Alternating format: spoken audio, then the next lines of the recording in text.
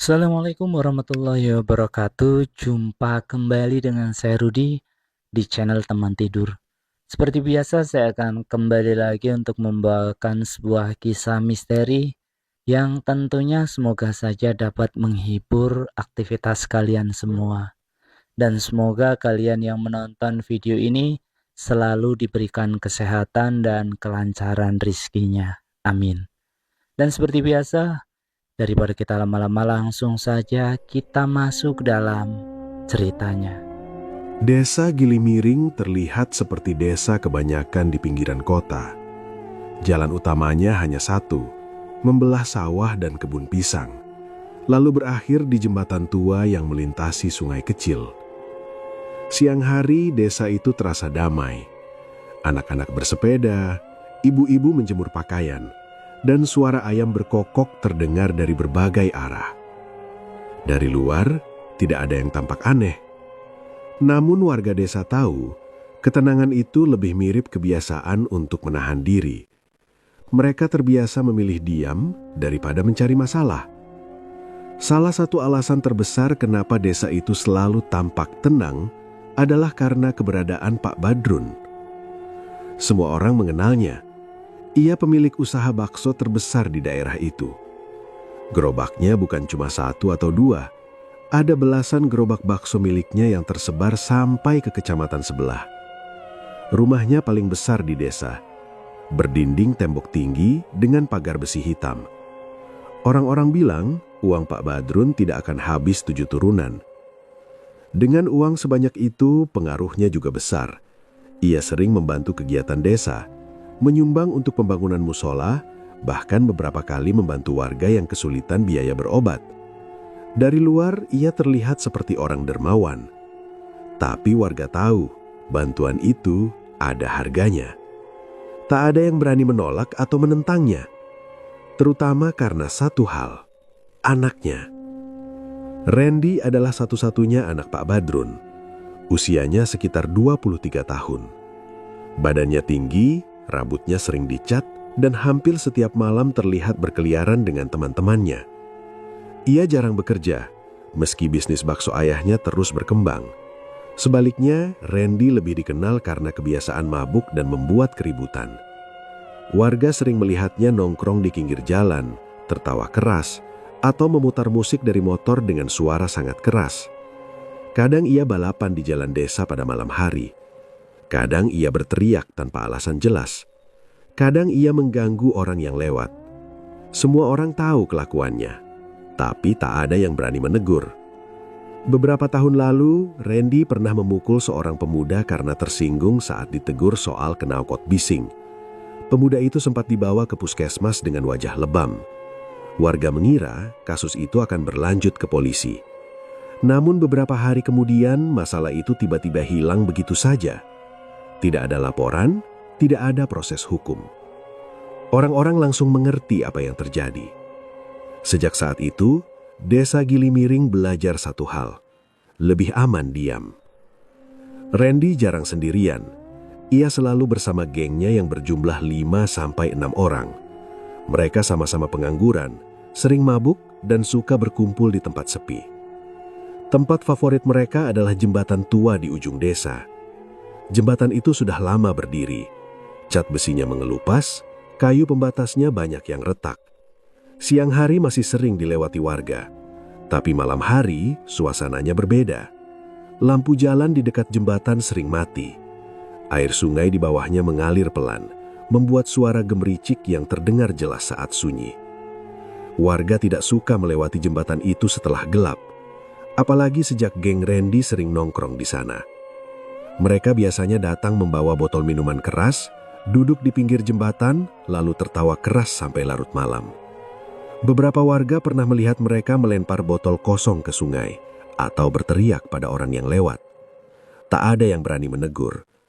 Kalau terpaksa melewati jembatan, warga memilih menunduk dan jalan cepat.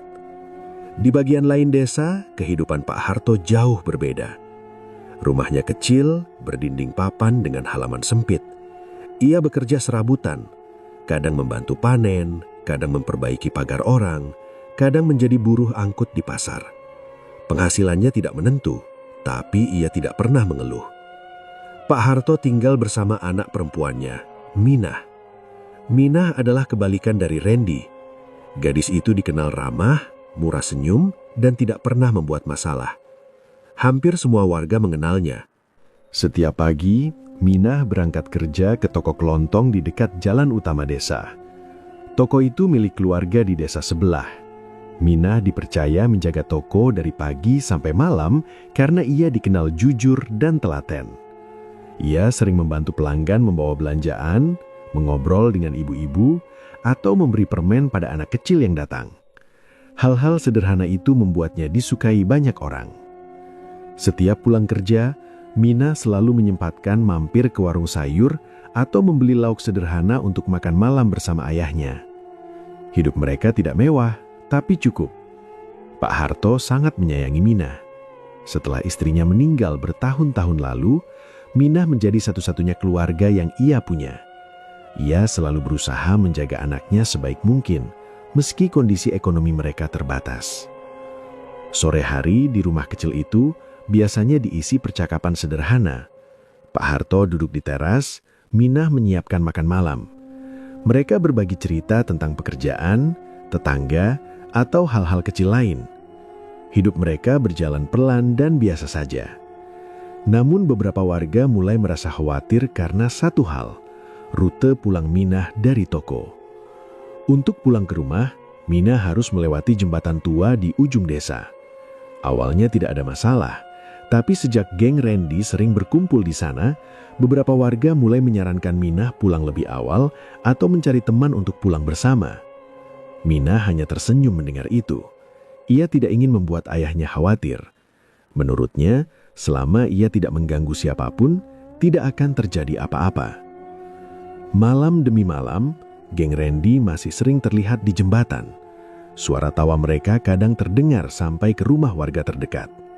Beberapa orang mengintip dari balik jendela, lalu menutupnya rapat-rapat. Desa Gili Miring tetap tampak tenang. Namun ketenangan itu lebih mirip rasa takut yang disimpan bersama. Suatu sore, seperti hari-hari biasa, Minah bersiap berangkat kerja. Ia mengenakan jaket tipis dan merapikan rambutnya di depan cermin kecil. Pak Harto sedang duduk di kursi kayu memperbaiki sandal yang rusak. "Pak, aku berangkat dulu," kata Minah sambil mengambil tasnya. Pak Harto mengangguk. "Hati-hati di jalan, pulang jangan terlalu malam." Minah tersenyum kecil. "Iya Pak, seperti biasa kok." Ia keluar rumah, berjalan menyusuri jalan desa yang mulai redup terkena cahaya senja. Langkahnya ringan seperti hari-hari sebelumnya. Tak ada yang terasa berbeda. Tak ada yang terasa aneh. Ia hanya berpamitan kerja malam seperti biasa, tanpa tahu itu akan menjadi malam terakhirnya.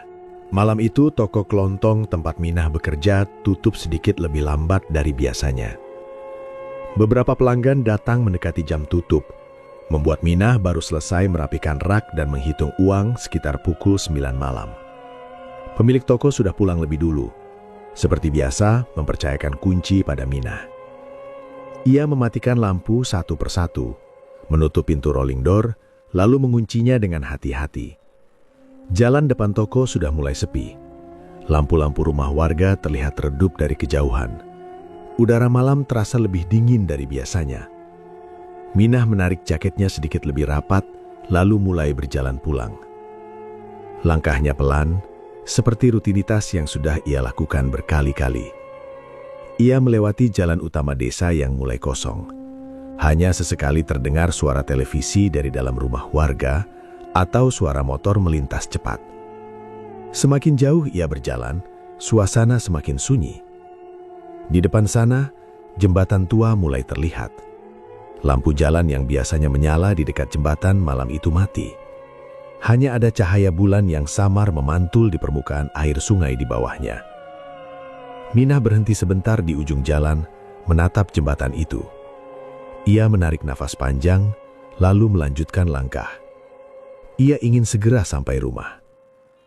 Saat mendekat, suara tawa keras terdengar dari arah tengah jembatan. Tawa itu bercampur dengan suara botol kaca beradu dan musik dari ponsel yang diputar keras. Minah langsung tahu siapa yang ada di sana. Randy dan teman-temannya.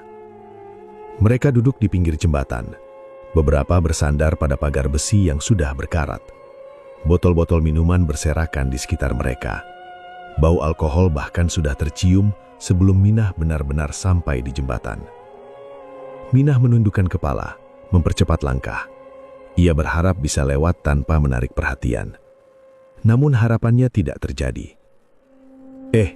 Itu Minah kan? Suara Randy terdengar.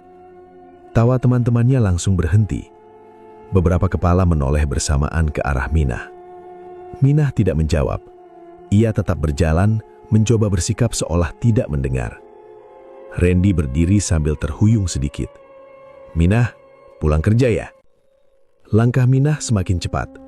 Ia berusaha melewati mereka secepat mungkin. Namun Randy melangkah ke tengah jalan, menghalangi jalannya. "Loh, kok buru-buru? Gak mau ngobrol dulu?" Teman-temannya tertawa kecil di belakang. Minah berhenti. Ia menatap tanah, berusaha tetap tenang. "Saya mau pulang." Randy mendekat satu langkah. Bau alkohol dari nafasnya sangat kuat. "Santai aja, kita cuma mau temenin sebentar." Minah mencoba melangkah ke samping untuk lewat, tapi salah satu teman Randy ikut berdiri dan menutup jalan.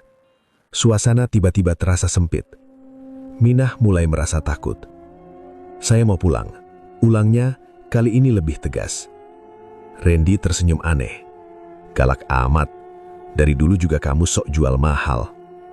Teman-temannya tertawa lagi, lebih keras. Minah berusaha berjalan lagi, tapi Randy meraih pergelangan tangannya. Pegangannya kuat.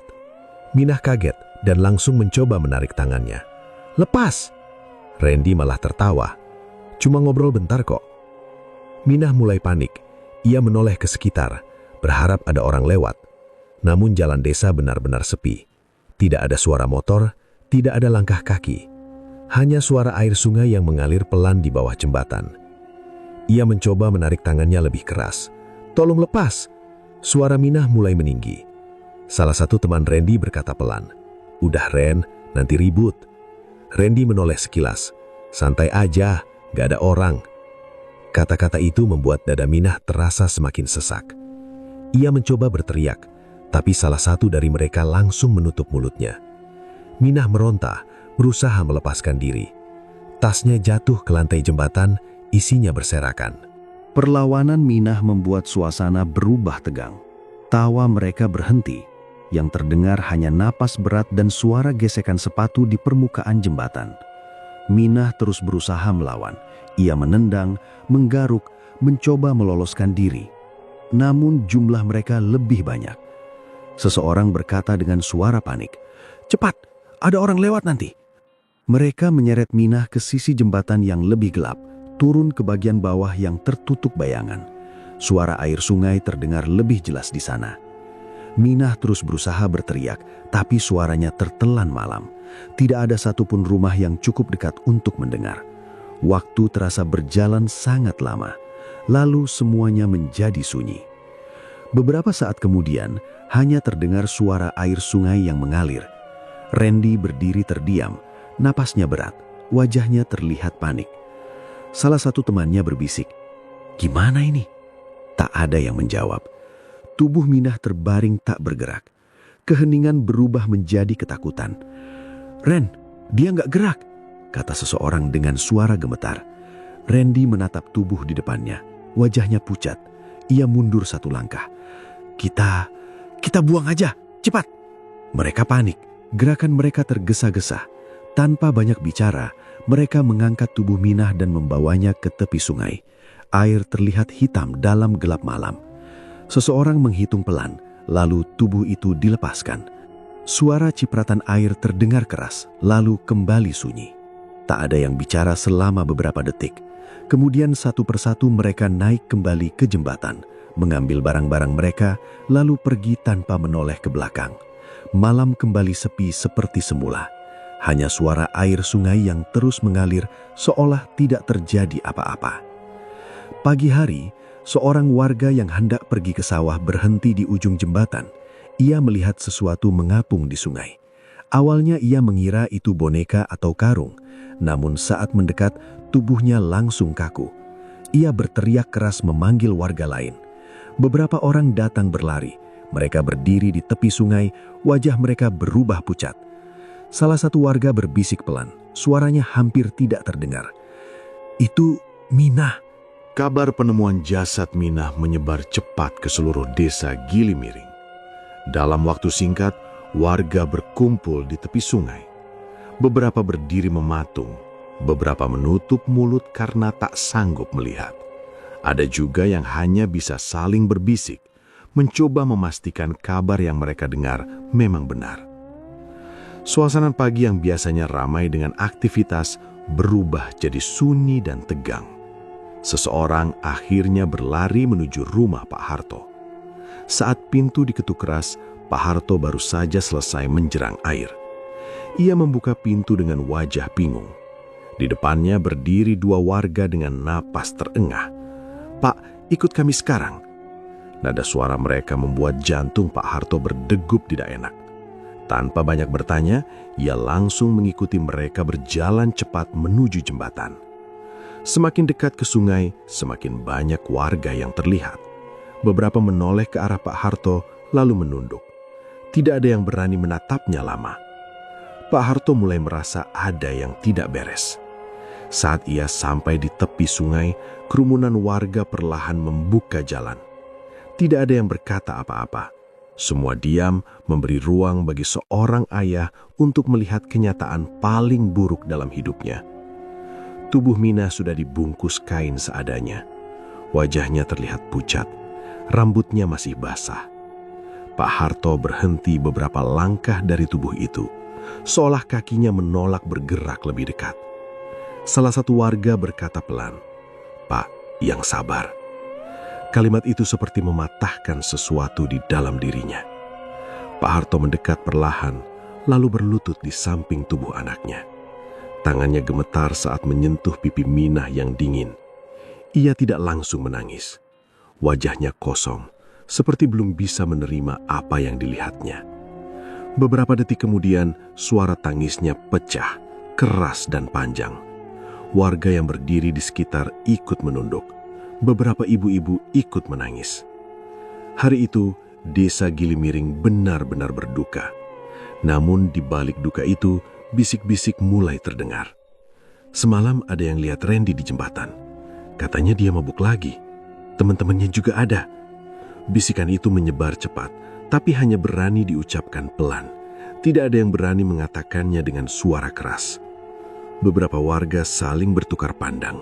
Mereka tahu arah kecurigaan itu, tapi tidak ada yang berani melangkah lebih jauh. Menjelang siang, mobil polisi datang ke desa.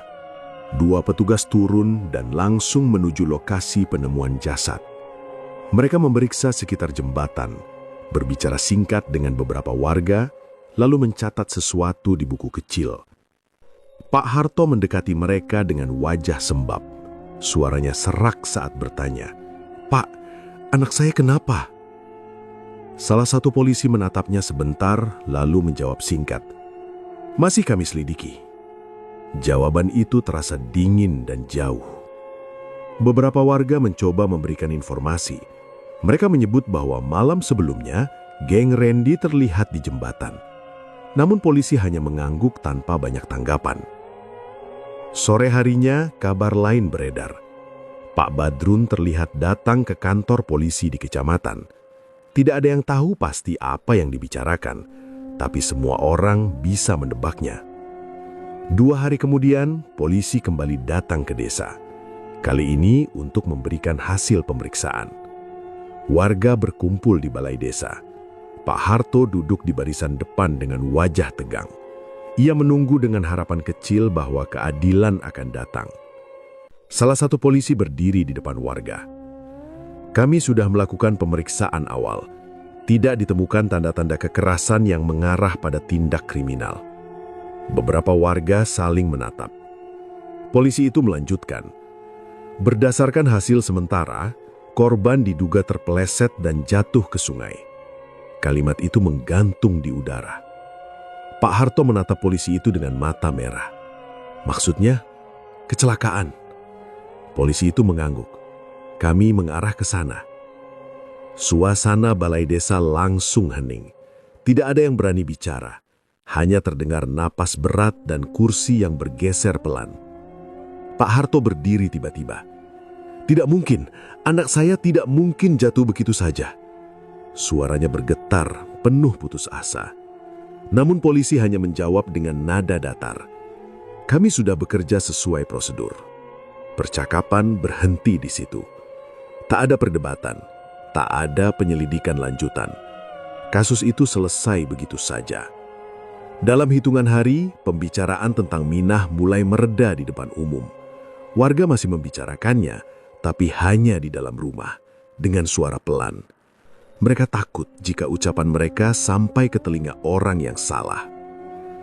Pak Badrun kembali menjalani hidup seperti biasa. Gerobak baksonya tetap beroperasi. Rumah besarnya tetap ramai. Randy masih terlihat berkeliaran, meski untuk beberapa hari ia jarang keluar malam. Namun kehadirannya di jalan desa tetap membuat warga memilih menunduk dan berjalan cepat. Tidak ada yang berani menuntut. Tidak ada yang berani bersaksi. Desa Gilimiring kembali tampak tenang dari luar. Namun ketenangan itu terasa berbeda. Di rumah kecilnya, Pak Harto duduk sendirian hampir setiap malam. Rumah yang dulu terasa hangat, kini terasa kosong. Tidak ada suara langkah Minah. Tidak ada percakapan sederhana saat makan malam. Ia sering menatap kursi kosong di depannya. Beberapa warga mencoba datang untuk menghibur, tapi tidak ada kata yang benar-benar bisa mengurangi rasa kehilangan itu. Suatu malam, tanpa mengatakan apa-apa pada siapapun, Pak Harto keluar rumah. Ia berjalan pelan menyusuri jalan desa yang gelap. Langkahnya berhenti di jembatan tua. Ia berdiri di sana sendirian, menatap aliran sungai di bawahnya. Tatapannya kosong, tidak ada air mata, tidak ada suara. Hanya seorang ayah yang berdiri dalam diam, menatap tempat terakhir anaknya terlihat hidup. Sejak hari pemakaman Minah, kehidupan Pak Harto berubah sepenuhnya. Rumah kecil yang dulu terasa hidup, kini terasa seperti bangunan kosong. Tirai jendela jarang dibuka. Pintu depan sering hanya ditutup tanpa dikunci. Tidak ada lagi suara sapu di pagi hari atau suara panci dari dapur. Pak Harto mulai jarang terlihat bekerja. Beberapa warga sempat melihatnya masih mencoba mengambil pekerjaan serabutan pada minggu pertama setelah kejadian. Ia datang membantu memperbaiki pagar atau mengangkat karung di pasar, tetapi tubuhnya tampak lemah. Gerakannya lambat, wajahnya pucat, dan matanya seperti selalu kurang tidur. Tidak lama kemudian, ia berhenti bekerja sama sekali. Tubuhnya semakin kurus, bajunya terlihat longgar, wajahnya cekung, rambutnya mulai dipenuhi uban yang sebelumnya tidak begitu terlihat. Kebiasaan barunya hanya satu, pergi ke makam Minah. Hampir setiap hari, menjelang sore, warga melihatnya berjalan menuju pemakaman desa.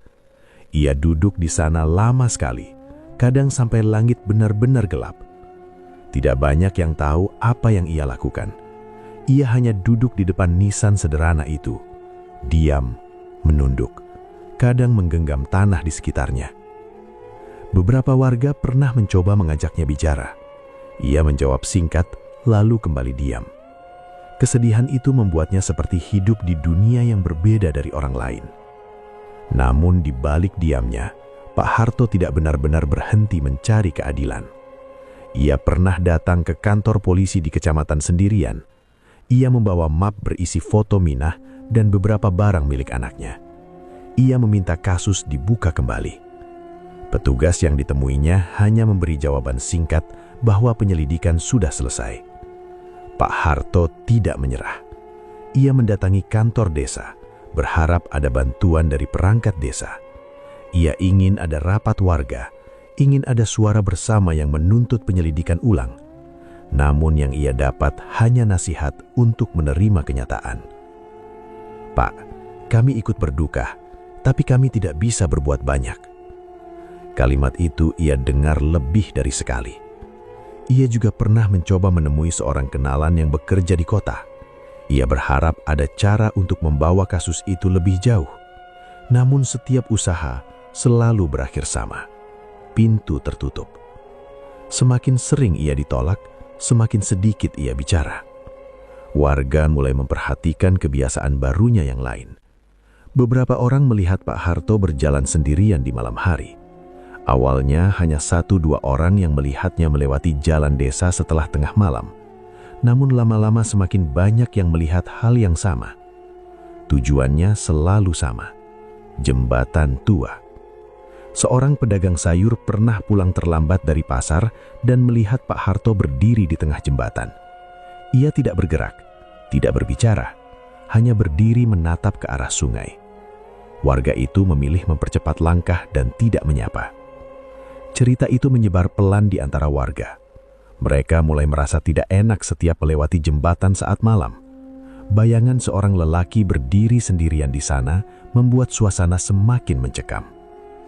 Beberapa minggu berlalu. Kemudian muncul kabar baru yang lebih aneh.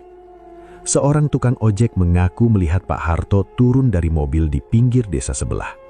Ia bilang melihat Pak Harto berjalan menuju rumah seorang lelaki tua yang dikenal sebagai orang pintar. Rumah itu jarang didatangi warga karena letaknya di ujung kebun karet. Awalnya cerita itu dianggap gosip biasa. Namun 2 hari kemudian, seorang ibu yang pulang dari menjenguk saudara di desa sebelah mengatakan hal yang sama. Ia melihat Pak Harto berjalan di jalan kecil menuju arah yang sama. Desas-desus mulai berkembang. Warga mulai saling berbisik bahwa Pak Harto mungkin sedang mencari cara lain.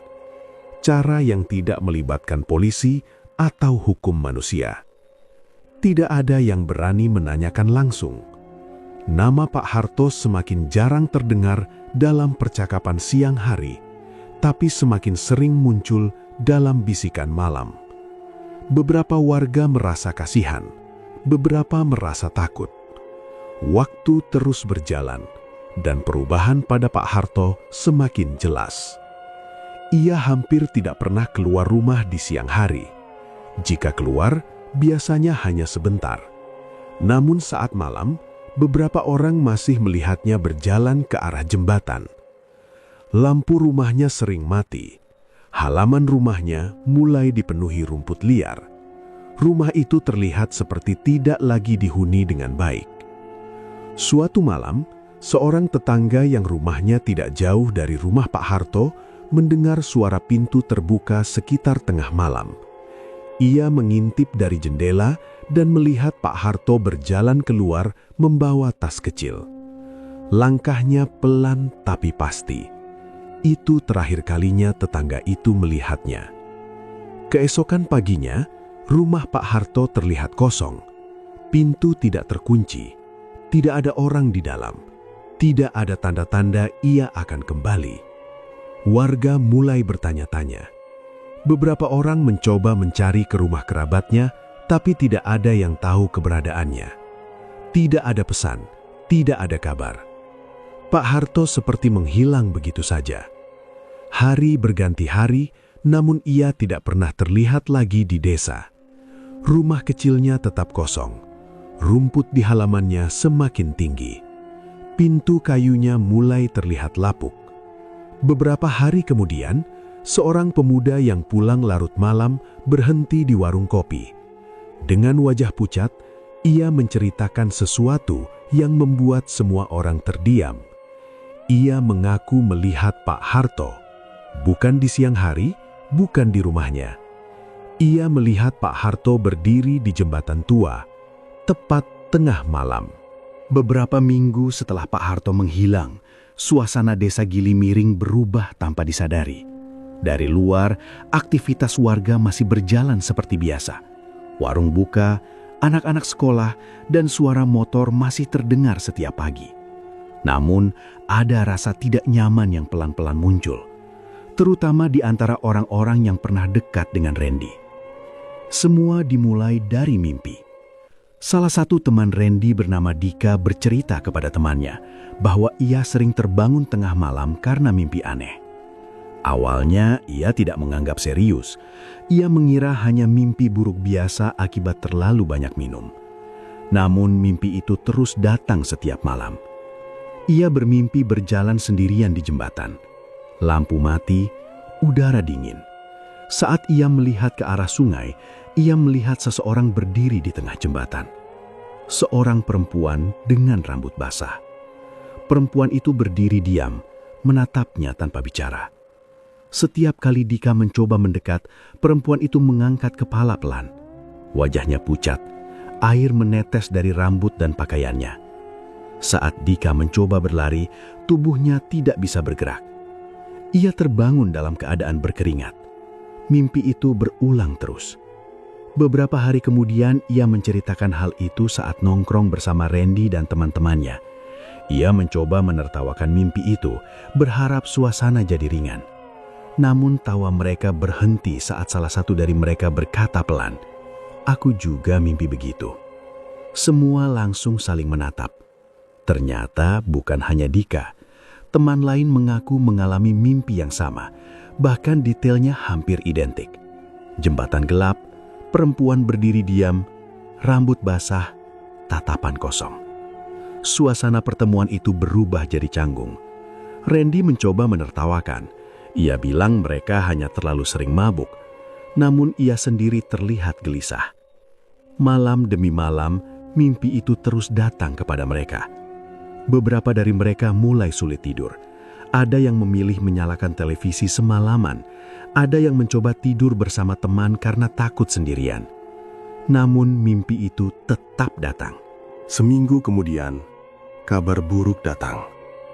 Dika ditemukan meninggal di kamar tidurnya.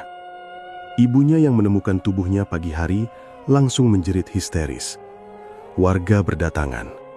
Mereka melihat tubuh Dika terbaring di kasur dengan mata terbuka lebar. Wajahnya terlihat sangat ketakutan. Tidak ada luka. Tidak ada tanda kekerasan. Dokter puskesmas hanya bisa menyebut kemungkinan serangan jantung. Namun warga tahu, Dika tidak pernah punya riwayat sakit jantung. Cerita tentang mimpi yang ia alami mulai menyebar. Warga mulai berbisik satu sama lain. Nama Minah mulai disebut kembali, tapi hanya dengan suara pelan. Beberapa hari setelah pemakaman Dika, kejadian lain menyusul. Salah satu teman Randy yang lain, Arif, ditemukan pingsan di belakang rumahnya tengah malam. Saat dibawa ke klinik, ia sudah tidak bernyawa. Wajahnya juga menunjukkan ekspresi ketakutan yang sama. Orang-orang mulai menghubungkan dua kejadian itu. Desa Gilimiring kembali dipenuhi bisikan. Semua dari geng Randy. Mereka sering di jembatan. Ini bukan kebetulan. Kata-kata itu menyebar cepat, tapi tidak pernah diucapkan keras-keras. Randy mulai merasa gelisah. Ia mencoba menghubungi teman-temannya lebih sering. Ia mengajak mereka berkumpul, berharap suasana jadi normal. Namun setiap pertemuan terasa berbeda. Tidak ada lagi tawa keras seperti dulu. Semua terlihat tegang. Salah satu dari mereka bahkan menolak keluar malam. "Aku nggak mau ke jembatan lagi," katanya pelan. Randy marah mendengar itu, tapi tidak bisa memaksa. Beberapa hari kemudian, kejadian aneh terjadi lagi. Seorang teman mereka mengalami kecelakaan motor di jalan lurus tanpa sebab jelas. Tidak ada kendaraan lain. Tidak ada lubang besar. Ia ditemukan tergeletak di pinggir jalan dengan wajah penuh ketakutan. 3 kejadian dalam waktu berdekatan membuat warga semakin yakin ada sesuatu yang tidak beres. Malam hari, jalan desa menjadi lebih cepat sepi. Orang-orang memilih masuk rumah lebih awal. Warung tutup lebih cepat. Tidak ada lagi yang berani lewat jembatan setelah gelap. Nama Minah semakin sering disebut dalam doa-doa warga. Sementara itu, Randy mulai merasakan sesuatu yang berbeda di rumahnya sendiri. Awalnya hanya hal kecil. Ia sering merasa seperti ada yang memperhatikannya saat sendirian di kamar. Ia mencoba mengabaikan perasaan itu. Namun suatu malam, ia terbangun karena mencium bau aneh. Bau air sungai yang kotor. Ia duduk di kasur, menatap sekeliling kamar. Tidak ada yang aneh. Jendela tertutup, lantai kering. Ia mengira hanya perasaannya. Namun malam berikutnya, bau itu datang lagi. Lebih kuat, seolah berasal dari dalam kamar. Randy mulai kesulitan tidur. Setiap malam, bau itu muncul. Kadang pelan, kadang sangat menyengat. Ia mulai menyalakan lampu kamar semalaman, namun bau itu tetap ada. Dan setiap malam, bau air sungai busuk itu semakin kuat. Sejak kematian teman-temannya, hidup Randy berubah total. Ia yang biasanya keluar malam, kini lebih sering mengurung diri di kamar. Televisi menyala hampir sepanjang waktu hanya untuk mengusir sunyi. Namun tetap saja, rasa takut tidak pernah benar-benar hilang. Bau sungai yang muncul setiap malam semakin sering datang. Kadang Randy mencium baunya saat baru masuk kamar, kadang saat terbangun tengah malam. Bau itu seperti air yang lama menggenang, bercampur lumpur dan sesuatu yang busuk. Awalnya ia mencoba menyemprotkan pengharum ruangan. Ia membersihkan kamar, mengecek saluran air, bahkan memanggil tukang untuk memeriksa kamar mandi. Tidak ada yang menemukan masalah. Namun bau itu tidak pernah pergi. Suatu malam, Randy terbangun karena suara aneh di luar jendela. Suaranya pelan, seperti seseorang menangis tertahan. Ia duduk di kasur, mencoba mendengarkan lebih jelas. Tangisan itu terdengar lagi. Lirih, panjang, dan sangat dekat. Randy menahan napas. Ia mencoba meyakinkan dirinya bahwa itu hanya suara kucing atau angin malam. Namun suara itu terdengar seperti tangisan perempuan. Ia tidak berani membuka jendela. Malam berikutnya suara itu kembali. Kali ini lebih jelas, seolah seseorang berdiri tepat di halaman rumahnya. Randy mulai sulit tidur. Ia menyalakan semua lampu kamar. Ia juga mulai menyalakan televisi semalaman agar tidak merasa sendirian. Namun kejadian aneh tidak berhenti. Suatu malam, saat Randy turun dari tempat tidur, kakinya menginjak sesuatu yang dingin. Ia langsung menyalakan lampu dan menatap lantai. Ada air. Lantai kamarnya basah seperti habis disiram. Air itu mengalir tipis dari arah pintu kamar menuju tengah ruangan. Jantung Randy berdegup keras. Ia memeriksa kamar mandi. Keran tertutup rapat, tidak ada kebocoran. Ia kembali ke kamar dan berdiri lama menatap lantai yang basah.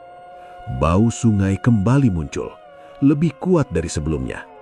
Sejak malam itu kejadian serupa sering terulang. Kadang ia menemukan lantai kamar basah saat bangun tidur. Kadang ia mendengar suara tetesan air, padahal tidak ada sumbernya. Randy mulai terlihat kacau. Wajahnya pucat, matanya merah karena kurang tidur. Ia jarang keluar kamar.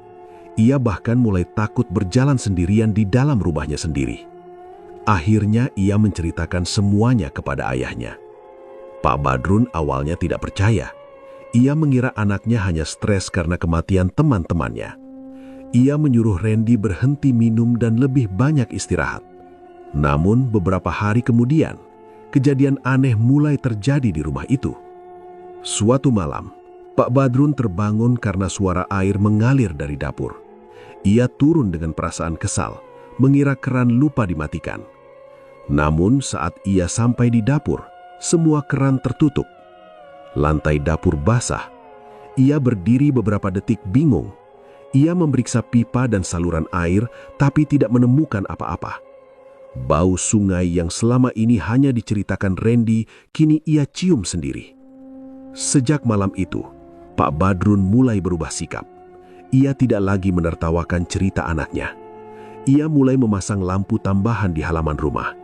Ia juga meminta penjaga malam untuk berpatroli lebih sering. Namun kejadian aneh justru semakin sering terjadi. Lampu rumah tiba-tiba mati tanpa sebab. Suara langkah kaki terdengar di lorong saat semua orang sudah tidur. Pintu belakang pernah ditemukan terbuka, padahal sebelumnya dikunci. Rumah besar itu yang dulu terasa megah, kini terasa dingin dan menakutkan. Randy semakin tidak bisa tidur. Setiap kali memejamkan mata, ia merasa seperti ada yang berdiri di dekat tempat tidurnya. Ia sering terbangun karena merasa ada yang memanggil namanya. Suatu malam, saat ia berjalan menuju dapur, ia melihat bayangan seseorang di ujung lorong. Sosok itu berdiri diam beberapa detik sebelum menghilang saat lampu dinyalakan. Randy mulai kehilangan kendali. Ia berteriak pada siapa saja, mudah marah, dan sering terlihat gemetar tanpa alasan jelas. Pak Badrun mencoba mencari bantuan. Ia memanggil Ustadz untuk datang ke rumah. Ia juga meminta doa dibacakan di setiap ruangan. Namun rasa takut itu tidak pernah benar-benar pergi. Puncaknya terjadi suatu malam ketika listrik padam di seluruh desa. Rumah Pak Badrun menjadi gelap total. Hanya cahaya bulan yang masuk lewat jendela. Randy berdiri di ruang tamu bersama ayahnya. Mereka menunggu listrik menyala kembali. Tiba-tiba, terdengar suara langkah kaki di teras. Pelan, berat, seolah seseorang berjalan mengelilingi rumah. Pak Badrun dan Randy saling menatap. Tidak ada yang berani membuka pintu. Suara langkah itu berhenti tepat di depan pintu utama. Lalu terdengar suara ketukan pelan. 3 kali. Tidak ada yang bergerak. Beberapa detik kemudian, suara tangisan perempuan terdengar dari luar. Randy menutup telinganya. Tubuhnya gemetar hebat. Sejak malam itu, ia tidak tahan lagi berada di rumah. Ia mulai sering keluar malam hanya untuk menghindari kamar yang terasa semakin menyesakan. Suatu malam, tanpa memberitahu siapapun, Randy mengendarai motornya keluar desa. Ia berkendara tanpa tujuan jelas. Jalanan sepi. Angin malam terasa dingin. Tanpa sadar, ia berhenti di ujung desa, di depan jembatan tua. Ia tidak ingat kenapa berhenti di sana. Mesin motor dimatikan. Suasana sunyi. Hanya suara air sungai yang terdengar. Randy berdiri mematung. Di tengah jembatan, terlihat sosok perempuan berdiri diam. Rambutnya basah. Pakaiannya meneteskan air.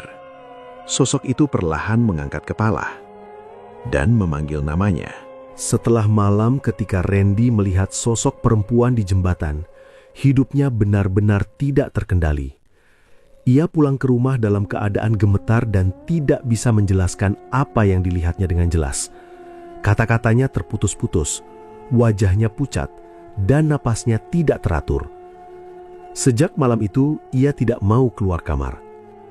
Pak Badrun mulai panik melihat kondisi anaknya. Randy tidak mau makan dengan benar, tidak mau berbicara panjang, dan selalu menolak tidur dengan lampu mati. Setiap suara kecil membuatnya kaget. Setiap bayangan membuatnya menoleh cepat. Beberapa hari berlalu dengan kondisi yang semakin buruk. Suatu malam, sekitar tengah malam, Pak Badrun terbangun karena mendengar suara pintu depan terbuka keras. Ia keluar kamar dan melihat pintu rumah sudah terbuka lebar. Udara malam masuk dingin ke dalam rumah. Randy tidak ada di kamarnya. Pak Badrun memanggil namanya berkali-kali, namun tidak ada jawaban. Ia mulai panik dan segera keluar rumah. Jalan desa sepi, lampu-lampu rumah warga sebagian besar sudah padam. Ia berjalan cepat menyusuri jalan sambil memanggil nama anaknya. Tidak ada jawaban.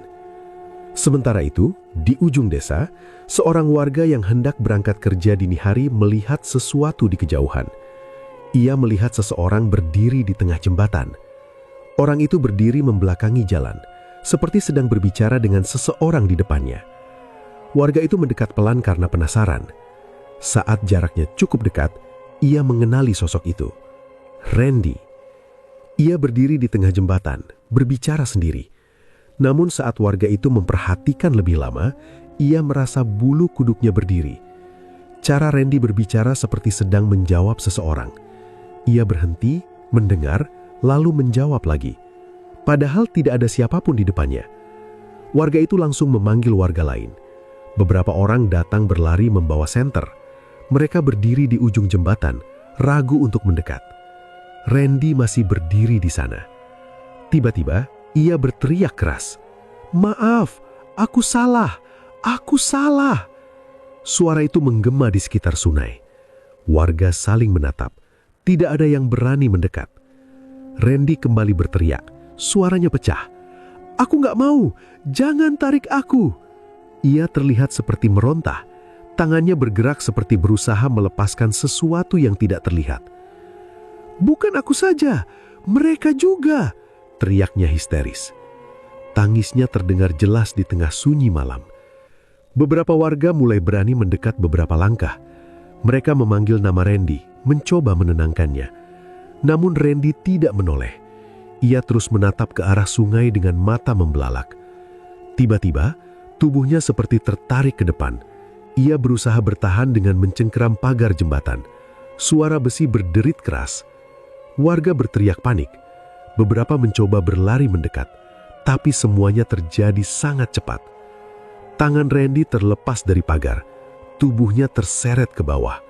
Suara cipratan air terdengar keras di tengah malam. Semua orang membeku. Beberapa detik kemudian, warga berlari ke tepi jembatan. Mereka menyorotkan senter ke arah sungai, namun yang terlihat hanya aliran air gelap yang bergerak pelan. Tidak ada tanda-tanda Randy muncul kembali. Kabar itu menyebar ke seluruh desa sebelum matahari terbit. Pagi hari, warga kembali berkumpul di tepi sungai. Tim pencarian datang. Setelah beberapa jam, tubuh Randy akhirnya ditemukan tidak jauh dari lokasi jatuhnya. Wajahnya menunjukkan ekspresi ketakutan yang sangat jelas. Beberapa warga menunduk. Tidak ada yang berani bicara. Berita itu sampai ke rumah Pak Badrun. Saat mendengar kabar tersebut, tubuhnya langsung lemas. Ia tidak mampu berdiri. Sejak hari itu kondisinya menurun drastis. Ia jarang keluar rumah. Ia sering terlihat berbicara sendiri. Kadang tertawa, kadang menangis tanpa alasan jelas. Rumah besar itu kini terasa sunyi. Warga mulai menghindari melewati jembatan setelah matahari terbenam. Tidak ada lagi yang berani duduk atau berkumpul di sana. Bahkan pengendara motor memilih memutar jalan lebih jauh. Cerita tentang kejadian malam itu menyebar cepat ke desa-desa sekitar. Jembatan tua itu kini dikenal sebagai tempat yang angker. Beberapa orang mengaku mendengar suara tangisan perempuan saat melintas malam hari. Ada juga yang mengaku melihat bayangan berdiri di tengah jembatan. Namun, cerita yang paling sering beredar datang dari para warga yang pulang larut malam. Mereka mengaku melihat sosok lelaki tua berdiri di jembatan. Sosok itu hanya berdiri diam menghadap ke arah sungai. Dan wajahnya sangat mirip dengan Pak Harto. Beberapa bulan kemudian, desa Gilimiring kembali terlihat tenang. Aktivitas warga berjalan seperti biasa. Anak-anak kembali bermain di sore hari, dan suara azan kembali menjadi penutup hari yang damai. Namun ada satu tempat yang tetap dihindari. Jembatan tua di ujung desa. Tak ada lagi warga yang berani melewatinya saat malam tiba. Rumah Pak Badrun kini kosong dan terbengkalai. Pintu kayunya lapuk dimakan waktu. Jendelanya pecah, dan halaman rumahnya dipenuhi rumput liar. Tak seorang pun tahu kemana ia pergi setelah kejadian malam itu.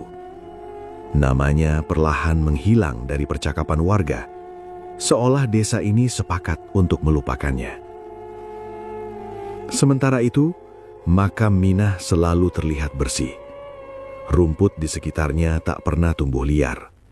Bunga-bunga segar sering terlihat tergeletak di atas tanah merah itu, meski tak ada satupun warga yang mengaku pernah menaruhnya. Kisah ini meninggalkan pelajaran yang tak mudah dilupakan. Ketika keadilan dibungkam oleh uang dan kekuasaan, luka yang ditinggalkan bisa berubah menjadi bencana yang jauh lebih besar.